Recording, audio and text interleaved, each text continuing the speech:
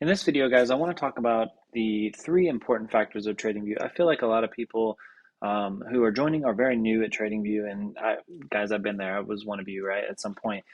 So, what really helped me is just to understand TradingView itself and the three major factors that will impact your understanding of how to run your ATA both profitably and just setting it up super easy. So the three main things that you're going to want to remember, and you know, take some notes on this, right? But you can also scroll down below, and we'll have it laid out for you. But the three most important parts are going to be your layout, your indicator, and your alert. So first thing we're going to do is we're going to cover the layout.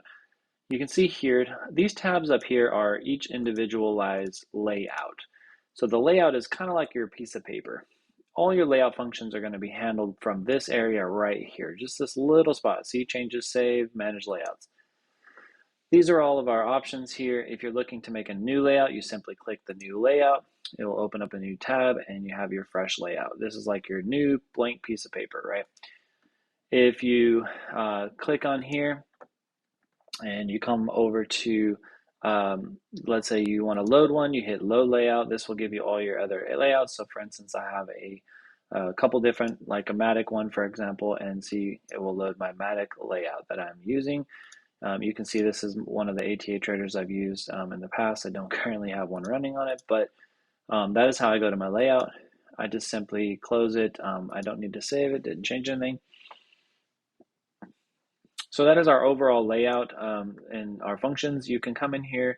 Some key things you're going to understand and learn or use with your layouts is how to rename it. So that is just naming this. I like to name my stuff for my ATA as ATA something.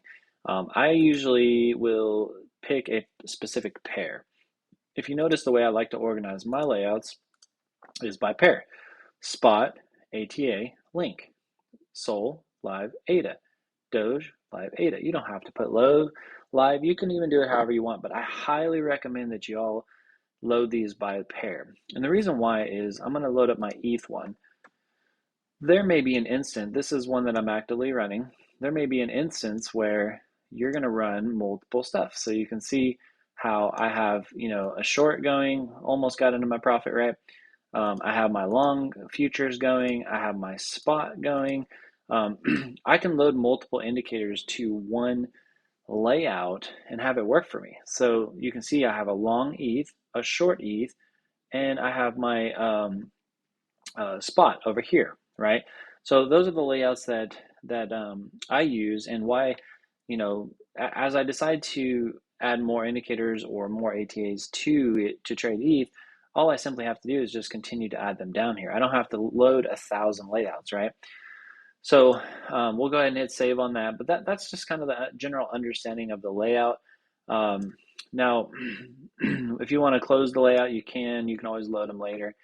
But we'll just focus on this one here. The second thing you want to focus on is your indicators. Those will always be up in this area here. You'll see an arrow like that. If you see this 2, you just drop it down. It might be a 1, 3, 5, whatever. But this whole long thing is your indicator. Now, the indicator is important because this is where you do all your magic. So if we want to mute this short, we're just going to mute it, and we'll work on the long. I like to drag this thing out of my way, you know, sometimes a little bit to the left so I can see my candle I'm working with, and I can modify whatever settings I want to modify. So that is, you know, the way that you're going to manage the indicator. Is the only thing you really need to understand is that they're always on the top here. As you add them from this side, invite only scripts, and as you add them, they always add from the bottom down. So, or they add from the top and then they'll work their way down as you add them. So you can see here, you know, as you add these on there, you know, it's going to keep them coming. You have the little eyeballs to mute. This is just to help you kind of see what you're working with. So that way, because if you get them all, you know, you get a bunch of them in here, it's just too much. And then you have the X to remove it. Now, if you remove it, don't freak out. Now, the only downside of removing it is if you remove it, those settings are gone. All you have to do is click on the invite only scripts, find my Ultron Trader, put in my email again, botjock@gmail.com, ATA. This one is case sensitive, so capitals. and now it added it back. And you can see it added it back to the bottom, right? If you hit the little gear here, it's all defaults, came in as defaults. Now I'd have to just basically set this all up again. So don't freak out if you take it off. It's super annoying, a little time consuming to redo it back, but it's not like it's going to really mess anything up for you. So that is the indicators. Moving on to the alerts. Again, this is your primary log you're going to want to click. This is to create them. In the log, you're going to have all the alerts you've ever created. You're going to have all the alerts that ever fired under here. So this is your overall alert creations. This is your overall log that has actually executed. So you can even just look through here to see how well things are going. You're going to see new order and close order, right? Those tell you if a trade has actually been opened or closed.